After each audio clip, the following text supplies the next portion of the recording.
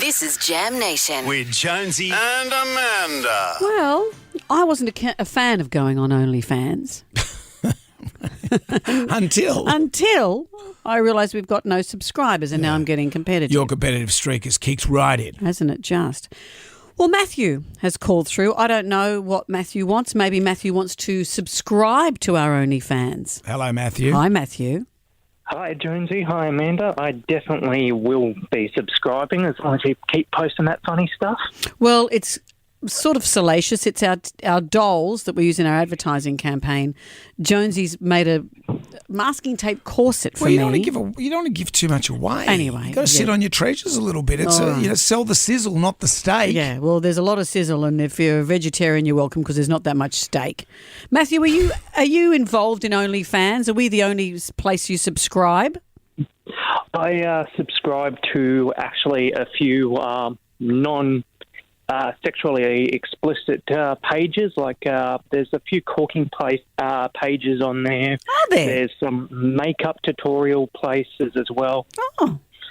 And yeah, like there was like, I feel there was a shift of power, so to speak, when OnlyFans launched. A lot of people from Patreon saw this new platform and tried to jump ship, and then after it became a little more explicit, they kind of went back to Patreon, but it wasn't always, sexual content, and it was, a lot of people just trying to earn money for what they're good at outside of, an actual workplace.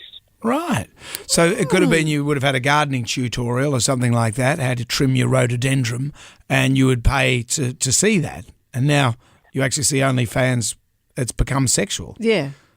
Yeah, well, yeah, like, how do I say it? Yeah, there was a lot of people, they offered free subscriptions, and then there'd be like premium content on this thing. So say if you had a cooking channel like Cooking with Cassie, you'd have like normal everyday meals you could cook at home, just, pretty much every night for dinner, and, you'd have that for free, except, when it comes to premium meals, obviously she needs to make up for the cost of ingredients for those big meals, so she'd lock that behind a paywall, say $3-5 a piece. Right, and you were happy to pay that early on? This was a good arrangement? Absolutely. It's I love cooking myself, and like with the makeup tutorials, as I've said, sometimes if I had a scar on my face and I tried to hide that behind makeup, so watching these tutorials, paying for them, it was very helpful. Mm-hmm. And are those people still on OnlyFans, or as you say, they've moved on to other platforms now when they realised where OnlyFans was going? There's a few still on OnlyFans, but since any time you type in OnlyFans, you usually get the explicit content. They kind of jumped back onto Patreon, which also used to have sexually explicit content, but the payment methods that they use, such as MasterCard, basically said, we don't want to be associated with this. So then, obviously OnlyFans came along and almost suffered the same thing, except because of how big OnlyFans was, the revenue and all that. They said, yeah, you know what, we'll reverse our decision. Yeah, funny that.